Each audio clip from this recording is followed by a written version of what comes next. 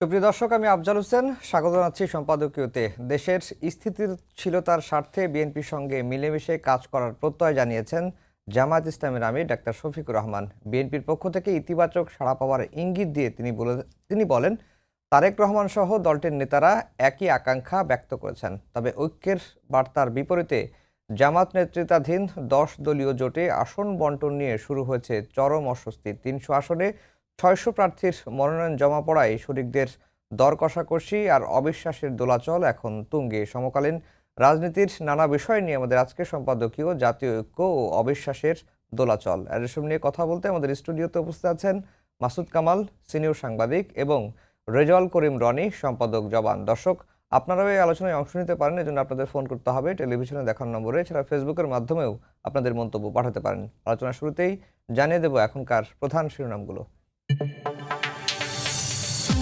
বেগম খালেদা জিয়ার প্রতি শ্রদ্ধা জানাতে সমাধিস্থলে মানুষের ঢল, কবর জিয়ারত করলেন স্বজনরাও। গুলশানের আজাদ মসজিদে বিশেষ দোয়ায় অংশ নিলেন তারেক রহমান। নয়াপল্টন কার্যালয়ের সামনে থেকে খুলে ফেলা হলো দলীয় ব্যানার ফেস্টুন। তারেক রহমানের নির্দেশে পর্যায়ক্রমে সরানো হবে সারা দেশে, জানালেন রিজভী। সারা দেশে মনোনয়নপত্র যাচাই বাছাইয়ের ব্যস্ততা। জামায়াত নেতা আজাদ ও নাগরিক ঐক্যের মান্নার প্রার্থিতা বাদ পড়লেও সুযোগ পাবেন আপিলের।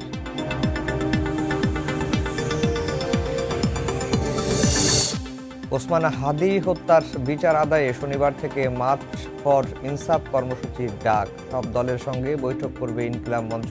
7 জানুয়ারির মধ্যে চার্জশিট দাবি। এবং বিদেশে বসে দেশে নাশকতার পরিকল্পনা। মিরপুরে অভিযানে সন্ত্রাসী সংগঠন ফোরেস্টার গ্রুপের 3 সদস্য গ্রেফতার। আগ্নেয়াস্ত্র জব্দ, নির্দেশদাতাদের খোঁজে র্যাব। দর্শক, শিরোনাম শুনছিলেন। আমরা আজকের আলোচনার বিষয় দিয়েছি জাতীয় ঐক্য ও অবিশ্বাসের দোলাচল। মাসুদ কামাল ভাই, আপনাকে দিয়ে আলোচনা শুরু করি। জামায়াত আমির গত বৃহস্পতিবার তারেক রহমানের সঙ্গে সাক্ষাৎ করেছেন, বেগম জিয়ার মৃত্যুতে শোক বইয়ে স্বাক্ষর করেছেন এবং সহমর্মিতা জানিয়েছেন।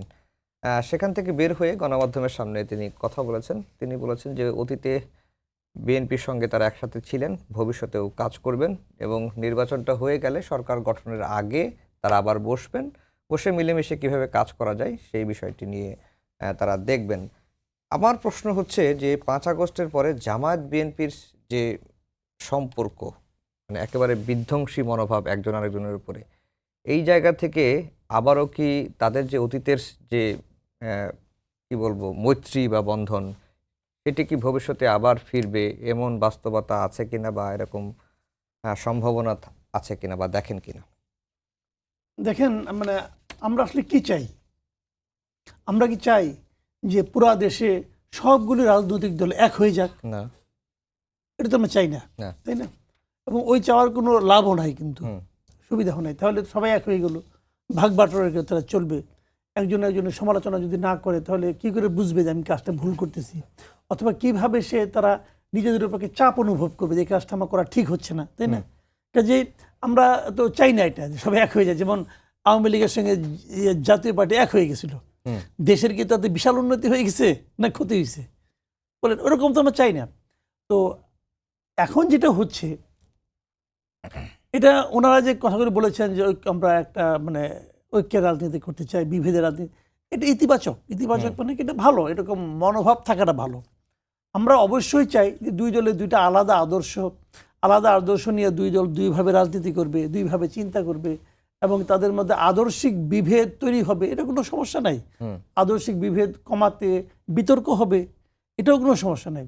কিন্তু আমরা এতদিন হয়েছে কি জানেন, আমরা এতদিন দেখেছি যে আসলে বিরোধীদের রাজনীতি না। এতদিন আমরা দেখেছি প্রতিহিংসার রাজনীতি, এতদিন আমি দেখেছি পরস্পরকে নিশ্চিহ্ন করে দেওয়ার রাজনীতি। ওই প্রতিহিংসা রাজনীতি এবং পরস্পরকে নিশ্চিহ্ন করে দেওয়ার যে রাজনীতি, সেখান থেকে আমরা মুক্তি চাই। কিন্তু আমরা পাশাপাশি একটা শক্তিশালী বিরোধী দল চাই। সেটা যদি আমরা পাই তাহলে আমরা মনে করি একটা গণতান্ত্রিক পরিবেশ তৈরি হয়েছে। আর তা না হলে আমি আপনার পিঠ চুলকে দিলাম, আপনি আমার পিঠ চুলকে দিলেন, এটা কোনো গণতান্ত্রিক পরিবেশ না, এটা হলো কবরের নিস্তব্ধতা। ওইটা আমরা তো আমাদের দরকার নাই, ওই শান্তি আমরা চাই না। তো সেক্ষেত্রে এখন এখানে জামাতের যিনি গিয়েছেন, জামাতের আমির যে আপনার বিএনপির ভারপ্রাপ্ত চেয়ারপারসনের কাছে গিয়েছেন, এটা তারা তো একসময় একসঙ্গে ছিলেন, কিন্তু উনি তো গিয়েছেন রাজনৈতিক আলাপ করার জন্য না। উনি গিয়েছেন একজন সদ্য মাতৃহারা মানে পুত্রকে সান্ত্বনা দেওয়ার জন্য এবং তাদের দলের যে তাদের প্রতি কি ফিলিং সেটা ইনফর্ম করার জন্য। সেখানে তো এই আলাপটাই হবে। নিশ্চয়ই যেই প্রথমে উভয়কে সালাম দিয়েছেন, আসসালামু আলাইকুম বলেছেন, আসসালামু আলাইকুম মানে কি, আপনার মধ্যে শান্তি বর্ষিত হোক বলছেন, তাহলে তারা তো পরস্পর শান্তিই চাচ্ছেন। এটা কিন্তু মুসলমান হিসাবে, এই দেশের বাংলাদেশের নাগরিক হিসাবে, যে হিসেবে ধরেন না কেন, এটা হলো স্বাভাবিক সৌজন্যতা। এবং আমি মনে করি ওই যে বলেছেন যে আমরা একসঙ্গে রাজনীতি করতে চাই অথবা এই করতে, এটাও কিন্তু সেই সৌজন্যতারই অংশ। এটার অন্য কোনো অর্থ কিনা আপনি খুঁজতে পারেন, সারাদিন খুঁজতে পারেন, আমাদের দিয়ে খুঁজাইতে পারেন, কিন্তু এই খুঁজে কোনো লাভ নাই। এটা আসলে মূল ব্যাপার না। মূল থিমটা যদি এটা হয় যে আমরা পরস্পরকে নিশ্চিহ্ন করার রাজনীতি করব না, আমরা প্রতিহিংসার রাজনীতি করব না, আমরা বিরোধিতার জন্য বিরোধিতা করব না, তাহলেই আমি একজন সাধারণ মানুষ হিসেবে আমি হ্যাপি থাকব। জি, রেজাউল করিম রনি, আপনার কাছে কি মনে হয় যে আমরা ইতিবাচক রাজনীতির দিকে ফিরছি কিনা? যেটি মাসুদ কামাল ভাই বললেন যে আমরা নিশ্চিহ্নের রাজনীতি আর চাই না, বিভেদ থাকবে, আদর্শিক দ্বন্দ্ব থাকবে, বিতর্ক থাকবে, এর মাঝেই গণতন্ত্র সুসংহত হবে, দেশটা এগিয়ে যাবে। জি, ধন্যবাদ। এবং যে যেখান থেকে শুনছেন সবাইকে আমার সালাম এবং কৃতজ্ঞতা। মাসুদ ভাইকেও শুভেচ্ছা। দেখেন, কামাল ভাই যেখান থেকে শেষ করলো আমি ওখান থেকে শুরু করি। তো ঐক্য তো সবাই চায়, পজিটিভ ব্যাপার, এবং অবশ্যই প্রতিহিংসার জায়গা থেকে আমরা প্রতিযোগিতা দেখতে চাই। প্রতিযোগিতা ছাড়া গণতন্ত্রের বিউটি থাকবে না। এবং আমরা আগে ছিলাম একটা টু পার্টিজান স্টেটে, মানে আওয়ামী লীগ বনাম বিএনপি, এর সাথে ছোটো ছোটো দলগুলো দুই দলের পকেটে ঢুকে গেছিলো। সেখানে আমরা একটা মাল্টি পার্টিজান রাজনৈতিক ধারায় 5 তারিখের পরে প্রবেশ করব বলে আমাদের আকাঙ্ক্ষা। তো সেখানে আপনার এই ধরনের আহ্বান, এটা একদম কামাল ভাই ঠিকই বলছে, এটা একটা পলিটিক্যাল সৌজন্যতামূলক আলাপ। আর এই আলাপটা তো এখানে করার কথা না। আপনি গেছেন একটা শোকাহত সন্তানকে সান্ত্বনা জানাইতে বা সহমর্মিতা জানাইতে, সেখানে রাজনৈতিক বক্তব্য দেওয়াটা ইম্যাচুরিটি। আপনারা কেউ বলছে শোকসভায় যাইয়া আপনি একসাথে আগামী ভবিষ্যৎ, অতীতে ছিলেন, ভবিষ্যতে থাকবেন, এ ধরনের পলিটিক্যাল স্টেটমেন্ট দেওয়াটা তো রাজনৈতিক অপরিপক্কতার লক্ষণ এক অর্থে। হ্যাঁ, আপনি মানে একটা, যেমন ধরেন তারেক রহমান, উনি বিশাল একটা ঐতিহাসিক জানাজার মধ্যে দাঁড়াইয়া ওনার বক্তব্য কি ছিল, কয় সেকেন্ড বক্তব্য দিছে, কি বলছে? 2টা কথা, যে ওনার মরহুমার পক্ষ থেকে আমি যেটা সবাই বলে সেই বক্তব্যটা, এবং মানুষ প্লিজড। কিন্তু বিশাল জনসমাবেশ, এত এত মানুষের সামনে 2টা একটু রাজনৈতিক কথা বললে দিলেই তো হইতো, একটু বললেই তো হইতো, সর্বনাশ হয়ে যেত। ফলে আদবের কতগুলো ব্যাপার আছে, কতগুলো যে সব জায়গায় সব রাজনীতি করতে হয় না, এটা গেলো একটা দিকে। তারপরেও জাতীয় ঐক্যের কথাটা শুনতে শুনতে আমরা 5 তারিখের পরের থেকে, হ্যাঁ, এইটা আমার মনে হয় যে এটার আর কোনো মিনিং তৈরি করে না। যখনই কেউ ঐক্যের কথা বলে আমার তখনই মনে কোনো একটা ধান্দা আছে, হ্যাঁ, কারণ 5 তারিখের পর ঐক্যের কথা আমরা এত শুনছি, কিন্তু কোনো ঐক্য ম্যাটেরিয়ালি মানে বাস্তব অর্থে আমরা কিন্তু দেখতে পারিনি। কারণ কি? কারণ ঐক্যের ভিত্তি কি? আদর্শ না প্রয়োজন? যে কোনো প্রয়োজনের ভিত্তিতে যখন ঐক্য হয়, এটা পৃথিবীর ইতিহাসে যেই জায়গায় হোক, এটা সবসময় নিকৃষ্ট ঐক্য। প্রয়োজন শেষ, তারপরে একজন আর চেনে না, এটাকে বলে ইউটিলিটেরিয়ানিজম, ব্যবহারবাদিতা, ব্যবহার করে ছুড়ে ফেলে দেয়। তো এখন আদর্শের ভিত্তিতে ঐক্য, বিএনপি জামাতের ঐক্য কি সম্ভব? না। প্রয়োজনের ঐক্য তো আগে ছিল, একজন আরেকজনকে ব্যবহার করছে, ব্যবহার করার পরে আজকে একজন হয়ে গেছে সাধু, আরেকজন হয়ে গেছে সাদাবাজ, হ্যাঁ। তো ফলে এই ধরনের ঐক্য ওয়ার্ক করে না। আরেকটা হলো, আপনি তারপরেও ঐক্যের রাজনীতি ধরনের যদি আপনি করেন, 5 তারিখের পরে জাতি গঠন হবে যাবে, তাই না? খুব ভালো ভালো কথা আমরা বলি না, তাহলে কিভাবে করতে হবে, এটা বেসিসটা কি হবে? 5 তারিখের পর না 12 ফেব্রুয়ারির পরে? 5 তারিখের পরে আমি বলতেছি, মানে গণঅভ্যুত্থানের পরে, মানে 5 আগস্ট 2024 পরের কথা বলছি। শত্রু মিত্রের ভেদজ্ঞান ছাড়া রাজনীতি হয় না। পলিটিক্স সিম্পলি হলো শত্রু মিত্র ডিফাইন করা, আমরা জানি।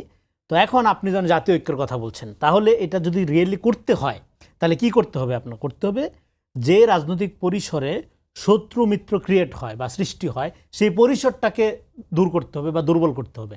সেই পরিসর দুর্বল করা ছাড়া, শত্রু মিত্র যেভাবে ক্রিয়েট হয়, সেই পাটাতন, সেই পরিসর, সেই প্যারাডাইম ডিস্ট্রয় করা ছাড়া, ইলিমিনেট করা ছাড়া, ধ্বংস করা ছাড়া জাতীয় ঐক্যের কথা বলাটা হইলো একটা প্রতারণা, যে দলই বলুক। কারণ ঐক্য ক্রিয়েটের প্রচেষ্টা নাই। ধরেন আপনার এখানে একটা জায়গা আছে ডোবা, হ্যাঁ, এবং এখানে পাইলিং করার কন্ডিশন নাই, এখানে যদি আপনি 24 তলা বিল্ডিংয়ের স্বপ্ন দেখান, এটা যেরকম প্রতারণা, একইভাবে যেখানে শত্রু মিত্র মানে মিউচুয়াল করার বা শত্রু মিত্র তৈরি হওয়ার কন্ডিশন অমিট করা নাই, দূর করা হয় নাই, সেখানে জাতীয় ঐক্যের কথা বলাটা প্রতারণা। এটা গেলো একটা। তারপরেও জাতীয় ঐক্যের কথাটা পপুলিজমের কারণে, জনপ্রিয়তা বাড়ানোর কারণে আমরা বলতে পারি, অনেক দল বলে, কিন্তু সেটা ওয়ার্ক করবে না। ওয়ার্ক করবে না তার প্রমাণ কি? তার প্রমাণ হলো এই যে ধরেন আপনি শোকসভায় গিয়ে আপনি গান গাচ্ছেন, এটা আদব তো রইল না। হ্যাঁ, শোকসভায় গিয়ে আপনারা ঐক্যের আহ্বান জানানোর দরকার নেই, কারণ আপনি পলিটিক্স মিন করলে এটা বলতেন না। তারপরে কি ধরেন ডাকসুর লোকজন গেছে দেখা করতে, নাম দিয়ে দিছে বৈঠক। এটা নিয়ে কালকে সোশ্যাল মিডিয়াতে ছাত্রদল এবং অন্যান্য দলের বিশাল অবস্থা। হ্যাঁ, কারণ কি এটা আপনার মানে আমি অনেক আগে একটা কমেন্টারি করছিলাম যে বিএনপি কোনোদিনও জামাতকে তার প্রতিদ্বন্দ্বী হিসাবে নিবে না। কেন নিবে না? কারণ হলো দুই ধারার রাজনীতি। ওই যে আদর্শিক অবস্থান ভিন্ন, যেটা বললাম, প্রয়োজনের কারণে আগের ঐক্য। তাহলে বললাম যে আগে যে জোট করছে, আগে জোট করে কি বিএনপি জামাত হয়ে গেছিল বা জামাত বিএনপি হয়ে গেছিল, হলে কি তারা আলাদা আলাদাভাবে এখন একটা মুখোমুখি দাঁড়াইতো না। তো মানে কখনো প্রতিদ্বন্দ্বী আকারে নিবে না। কারণ হলো দুই ধারার রাজনীতি করে। জামাত হলে একটা ক্যাডার বেস মতাদর্শ ভিত্তিক রাজনীতি করে, আর বিএনপি হলে একটা মধ্যপন্থার রাজনীতি করে। বিএনপিকে আমি বলি সব দলের একটা পার্টি, এখানে ডান আছে, বাম আছে, সব আছে। এই কারণে অনেক সমস্যাও তৈরি হয়, অনেক, সেটা অন্য আলোচনা। তো ফলে বিএনপিকে একটা প্রতিদ্বন্দ্বী বানাইতে গিয়ে জামাত যে রাজনীতিটা এখানে করার চেষ্টা করতেছে, যে ফ্রেম করার চেষ্টা করতেছে যে আর সবাই খারাপ, সে শুধু ভালো, এইটা হলো যে কোনো দেশে ফ্যাসিজম শুরুর প্রথম স্টেপ। আচ্ছা, আপনি যদি ভালো হন ভাই, আপনি নিজ গুণে ভালো হন, আপনি খারাপ এই কারণে আমি ভালো, এটা হাসিনার মডেল। হাসিনা কি বলছিল? সব খারাপ, হ্যাঁ, আর আমি শুধু ভালো। তো আপনি যখন ভালো খারাপ এইভাবে সমাজকে বিভক্ত করে ফেলেন, তখন ফ্যাসিজমের শুরু হয়। এবং আপনার কর্মীগুলো এতটাই ডেসপারেট হয়ে ওঠে, যেমন 5 তারিখের পরে আপনি যদি জামাতের সমালোচনা করেন তাহলে আপনি নিরপেক্ষ না। আপনার নিরপেক্ষ হওয়ার শর্ত হলো জামাতের প্রশংসা করতে হবে। যে কাজ তুমি প্রশংসা করো নাই সেখানেও করতে হবে। একই কাজ যদি ধরেন বিএনপি করে সেটা খুব খারাপ, বা এনসিপি করলে খুব খারাপ, বা আগে মানে এনসিপি জোট হওয়ার আগে তো খুবই খারাপ ছিল, এখন ভালো হয়ে গেছে। তো আপনার কিন্তু আপনি করলে খুব খারাপ। জি, এখন প্রশ্নটা হচ্ছে যে তাহলে জামাত কি স্বার্থের কারণেই ঐক্যের কথা বলছে কিনা, এটি আপনি এই প্রশ্নটা করে রাখলাম। আমি আবার আসবো মাসুদ কামাল ভাইয়ের কাছে।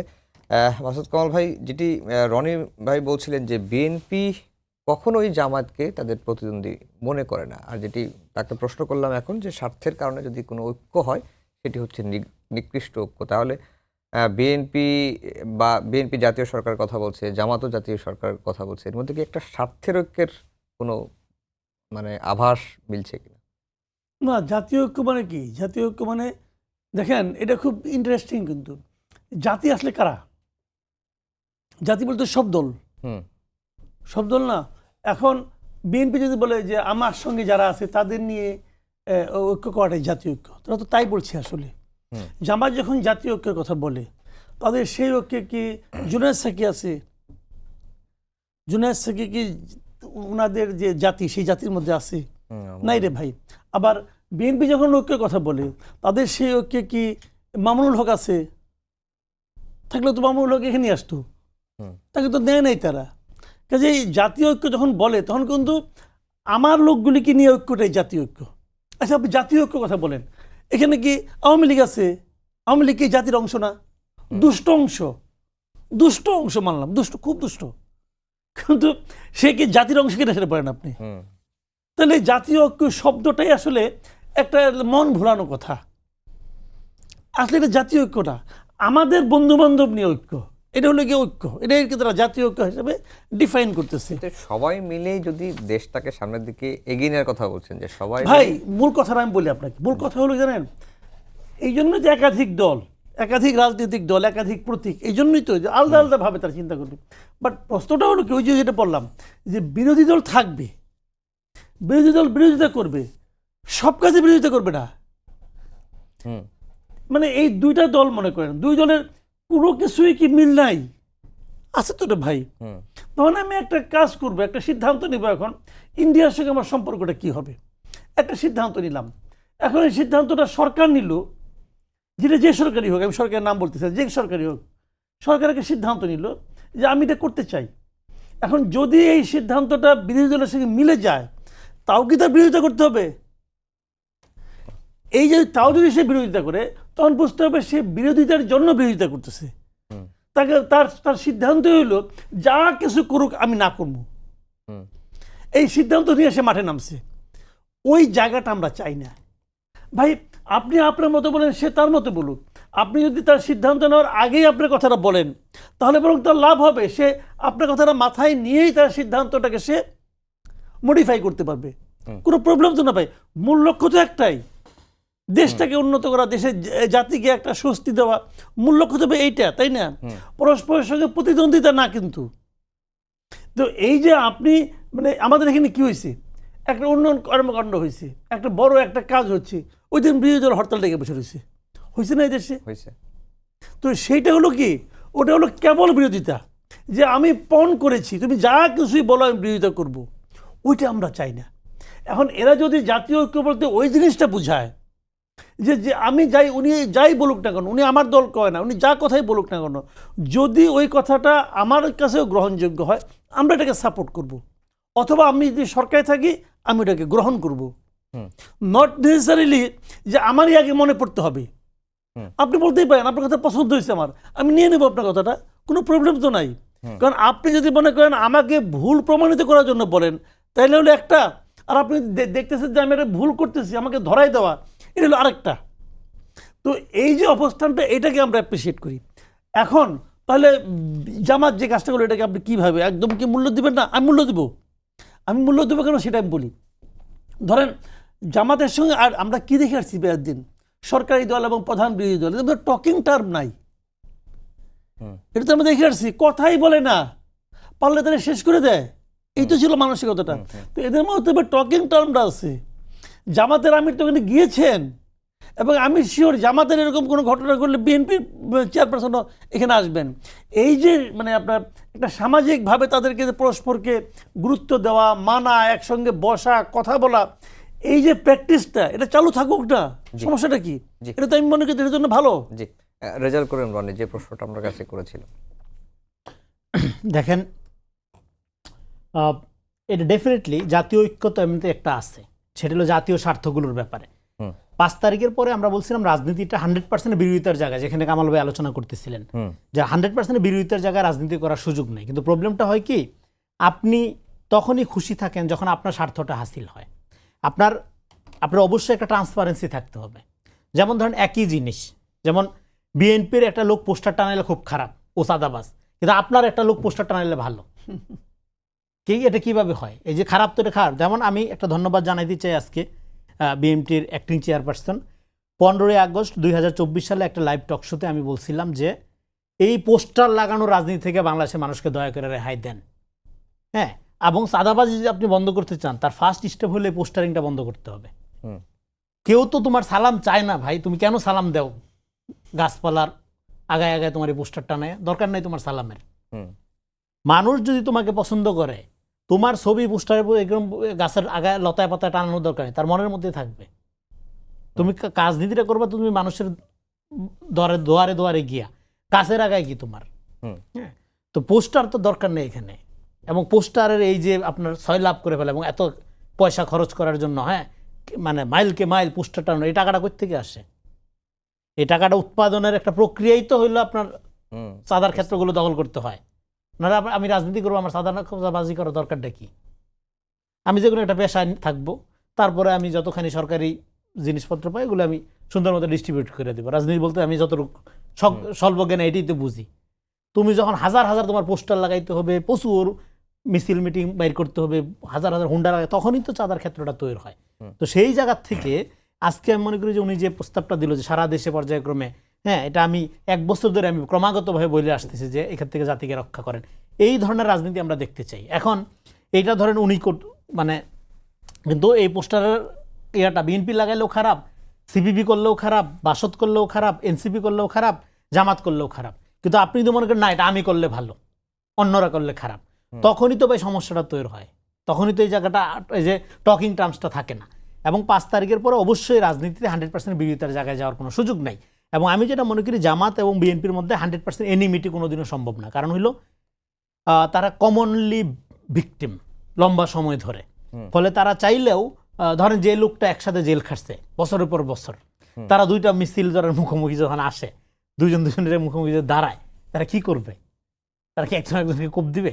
সম্ভব না, এটা দিতে পারবে না। হ্যাঁ, মানে আমরা এটা দেখছি, ধরেন এই যে সোশ্যাল মিডিয়াতে এমন মানে আপনার হাইপ তোলা হয়, এমনভাবে বিরোধিতা করা হয়, পার্সোনালি যখন আমরা কথা বলি এরকম দেখি না। তো আরেকটা হলো যে দেখেন বাংলাদেশে আমি আরেকটা কমেন্টারি করছিলাম যে Jamaat can not survive without BNP.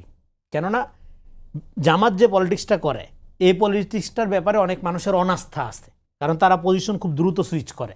যেমন 5 তারিখের পরে, আগের অতীত না ঘাটি, অনেকবার তারা পজিশন সুইচ করছে। যেমন নিম্নকক্ষে পিয়ারের জন্য তারা আন্দোলনে নেমে গেল, হ্যাঁ, 8 দল 5 দল নিয়ে, তারপরে সেই আলাপটা বন্ধ হয়ে গেল। তারপরে বললো যে এনসিপির সাথে একটা আন্ডারস্ট্যান্ডিং তৈরি হলো যে তারা জুলাই সনদের আইনি ভিত্তি না হলে স্বাক্ষর করবে না।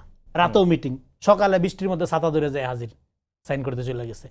ফলে জামাত বন্ধু হিসাবে ঠিক রিলায়েবল না, মানে সে, কারণ সে সবসময় প্রো পাওয়ার অ্যাপ্রোচ নেয়, প্রো ইস্টাবলিশড আচরণ করে। ফলে তার আসলে আপনার এমন একটা মিত্র দরকার জামাতের, যার মধ্যে প্রচুর স্পেস আছে, যার মধ্যে প্রচুর চোরবাটপাট ঢুকে যাওয়ার ক্ষেত্র আছে। এটা হলো বিএনপি। বিএনপির মধ্যে প্রচুর স্পেস, এই জন্য প্রচুর চোরবাটপার, পলিটিশিয়ানও আছে, চোরবাটপার বেশি। তো কারণ প্রচুর, এই জন্য কিন্তু যারা অলরেডি ইডিওসেন্ট্রিক রাজনীতি করে, হ্যাঁ, সেখানে ঢুকতে হলে আপনার আওয়ামী লীগ সাইজে ঢুকতে হবে। যেইভাবে ছিল জামাতের অনেক লোক আওয়ামী লীগের মধ্যে ছিল, সবাই না, একটা বড় অংশ ছিল, শিবিরের একটা বড় অংশ ছিল, যারা বিভিন্ন বিশ্ববিদ্যালয়ে এখন নেতা হিসাবে আবির্ভূত হচ্ছে। ফলে এটা কিন্তু জামাতের ক্ষেত্রে আপনার বিএনপিতে ঢোকার জন্য তার বিএনপি হইতে হবে না, সে জামাত থেকে স্পেস নিতে পারবে, হ্যাঁ, নিষিদ্ধে আবার নিজের রাজনীতি করতে পারবে। ফলে বিএনপি জামাতের জন্য সবসময়ই কমফোর্টেবল ফ্রেন্ড, মানে বেস্ট ফ্রেন্ড বাংলাদেশের রাজনীতিতে। আওয়ামী লীগও না, অন্য কেউ না, এবং অন্য কেউই তাকে স্পেস দিবে না, হ্যাঁ, তাকে গিলা খেয়ে ফেলতে যাবে। এবং 71-এর কসলানো তো আছেই তার, in the wrong side of হিস্ট্রিতে থাকার কারণে সবাই তারে সুযোগ পেলে 71 নিয়ে চাইপা ধরবে। তো এই কারণে আপনার মানে জামাত, ধরেন সাপোজ ধরেন যদি জামাত ক্ষমতায় আসে, আমরা হাইপোথেটিক্যালি ধরে নেই, তাহলে ঘটনাটা কি ঘটবে? পলিটিক্সে তো আপনার ফ্রেন্ড লাগে। জামাতের এই যে এখন যে 8 দল 12 দল বলতেছে, এদের সোসাইটিতে ইম্প্যাক্ট কতখানি, একটা মানে গ্রাসরুট লেভেলে তাদের সংগঠন কতখানি, তাদের মিত্রদের জিরো। শুধু মানে আপনার কিছু মুখ আমরা চিনি, সবাইকে আমরা চিনি না।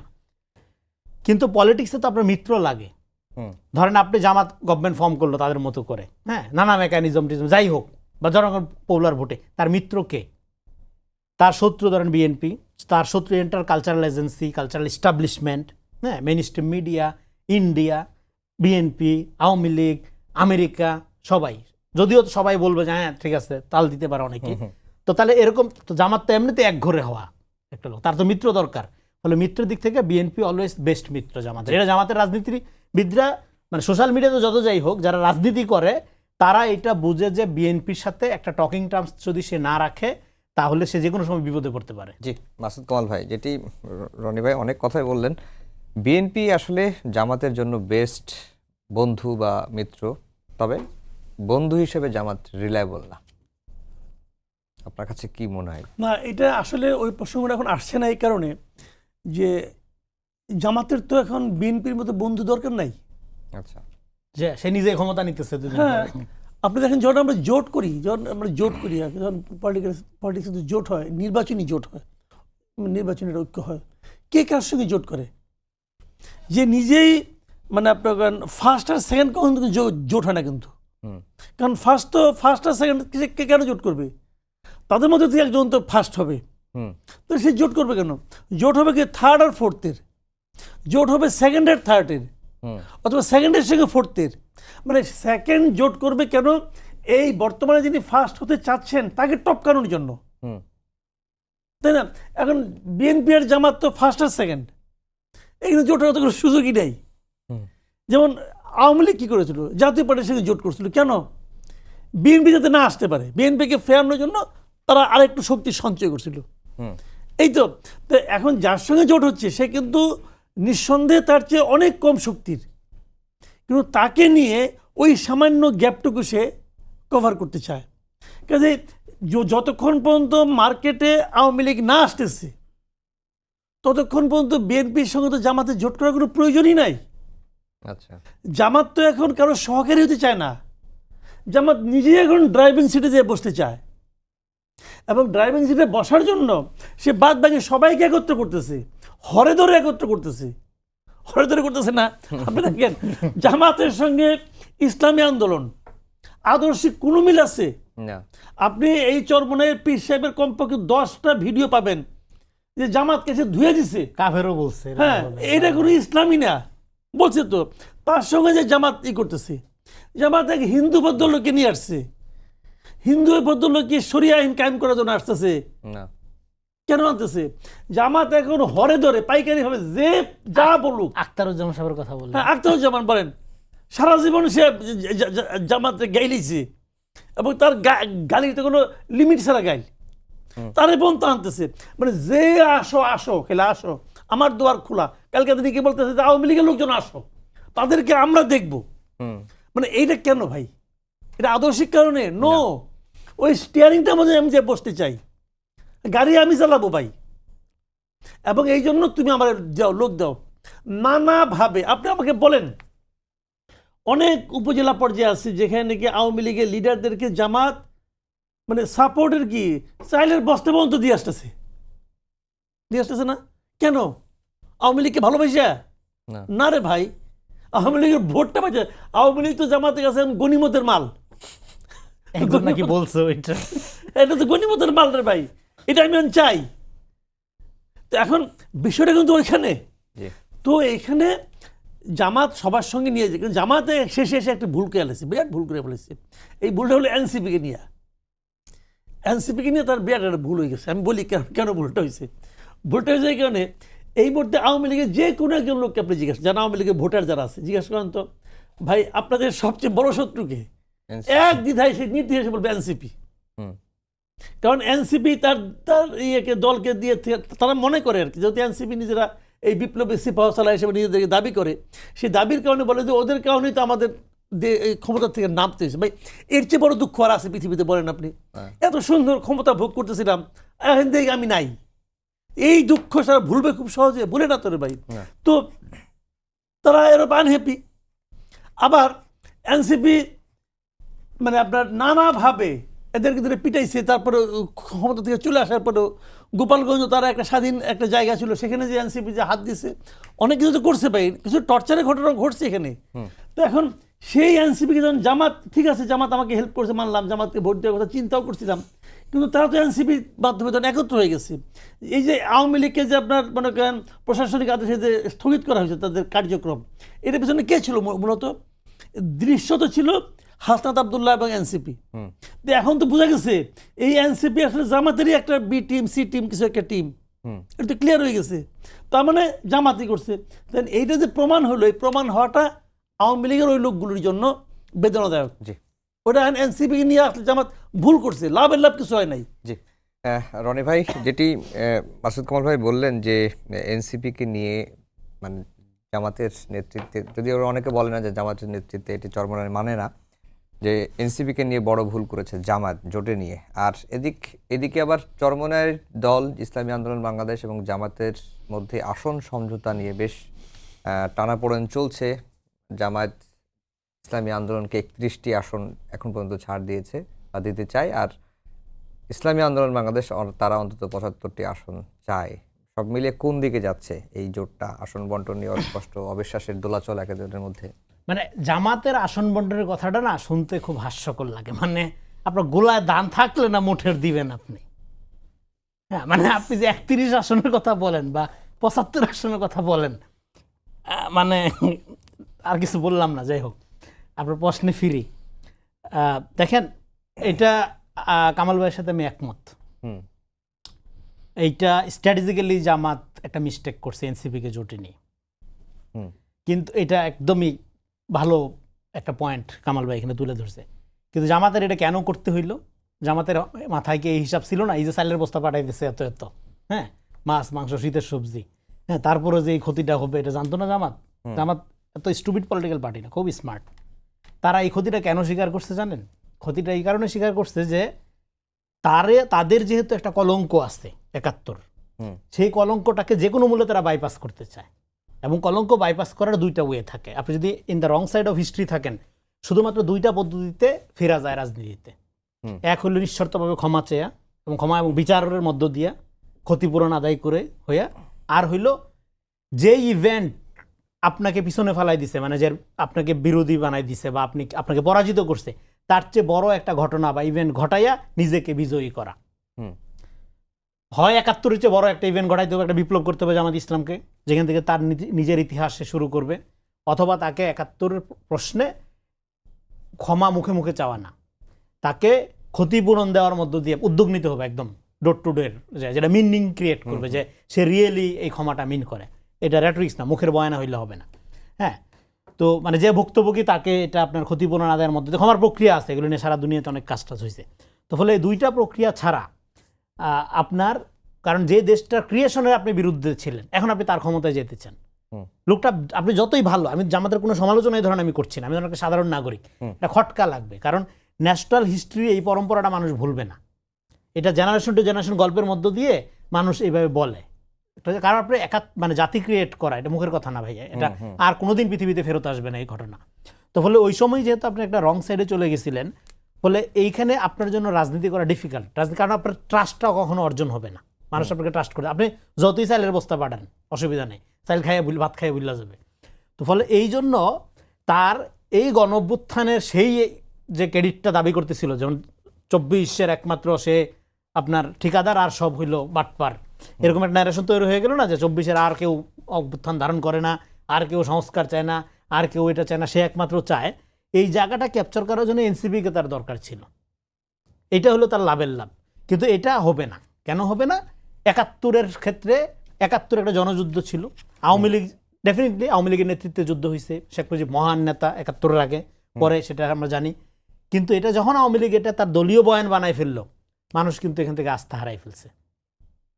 71-এর চেতনাটা খোদ গণবিরুদ্ধ হয়ে উঠতেছিল পুরো পিরিয়ডটা। একইভাবে 24টাও এটা হলো গণ অভ্যুত্থান, নির্দলীয়, অদলীয়, শ্রমিক, হকার, হ্যাঁ, আপনার প্রাইভেট ইউনিভার্সিটি, এলিট, মধ্যবিত্ত, ফকির সব নামছে, কোনো দলীয় ব্যানার এখানে ছিল না।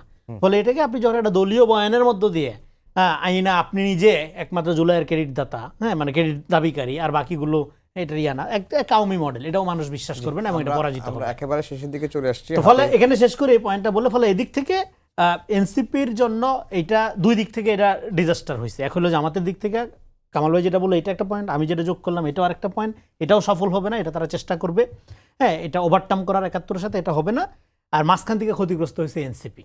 এনসিপির জন্য যেটা দরকার ছিল, দুইটা বড় দল আন্ডারস্ট্যান্ডিংয়ের ভিত্তিতে তাকে যদি একটা স্পেস ক্রিয়েট করে দিত, যেহেতু সে গণঅভ্যুত্থানের শক্তি, এবং এটা খুবই রাইটলি বলছে কামাল ভাই, আওয়ামী লীগের একমাত্র আপনার ধরেন যে চরম ঘৃণার পাত্র বা মানে থ্রেট এনসিপি, ফলে এটাকে স্পেস করার দায়িত্বটা দুইটা দল নিতে পারত। ছোট্ট একটা বিষয় একটু টাচ করে যেতে চাই, সেটা হচ্ছে যে বিএনপির গঠনতন্ত্র অনুযায়ী এখন দলের চেয়ারপারসন তারেক রহমান হচ্ছেন, এটি অনেকটা নিশ্চিত। তার প্রতি মানুষের উচ্চ আকাঙ্ক্ষা আছে, শুধুমাত্র দল না, অন্য মানুষরাও তার প্রতি উচ্চ আকাঙ্ক্ষা পোষণ করছেন, তিনি দেশকে ভালো কিছু দেবেন। তার সামনে আসলে চ্যালেঞ্জ কি, 1 মিনিটে যদি বলতেন খালি চ্যালেঞ্জগুলোর পয়েন্ট আকারে। তার জন্য চ্যালেঞ্জ হলো আসলে, যেমন ধরেন 1 নম্বর চ্যালেঞ্জ হলো তাকে মানুষ যে বিপুল ভালোবাসা দিচ্ছে, এই ভালোবাসা উনি বয়ে নিতে পারবেন কিনা, এটা একটা চ্যালেঞ্জ কিন্তু। আর তার মা মারা গেছেন, তার মা আসলে কি করেছেন, ভালো মন্দ অনেক কিছুই করেছেন, মানুষের কিন্তু মন্দগুলি মনে নাই, ভালোগুলি মনে আছে, এবং ভালোগুলো বাড়তে বাড়তে মানুষের এমন একটা জায়গায় যে পৌঁছে, ওই জায়গায় উনি যেতে পারবেন কিনা, এটা একটা ইম্পর্টেন্ট। আর যেটা সবচেয়ে বড় চ্যালেঞ্জ, সামনে নির্বাচনে দলকে ঐক্যবদ্ধ রাখা, এবং একদম প্রত্যন্ত অঞ্চলে বিএনপির যে বদনামগুলি হয়ে গেছে, বিভিন্ন জায়গায় মামলা মোকদ্দমা গণমামলা আছে না, এইগুলিকে উনি ওখান থেকে কীভাবে বের করে আসবেন। আমি একটা সরাসরি পরামর্শ দেব, এই যত গণমামলা আছে এগুলি প্রত্যাহার করেন, দেখবেন যে বিএনপি কোথায় চলে যায়। জি, আমি কামাল ভাইয়ের সাথে একমত, এবং সেখানে আরেকটা জিনিস বলবো, উনাকে বিএনপির ব্যাপারে চিন্তা করা বাদ দিতে হবে, জাতির ব্যাপারে চিন্তাটা বাড়াইতে হবে, জাতীয় নেতা হিসেবে আবির্ভূত হবে।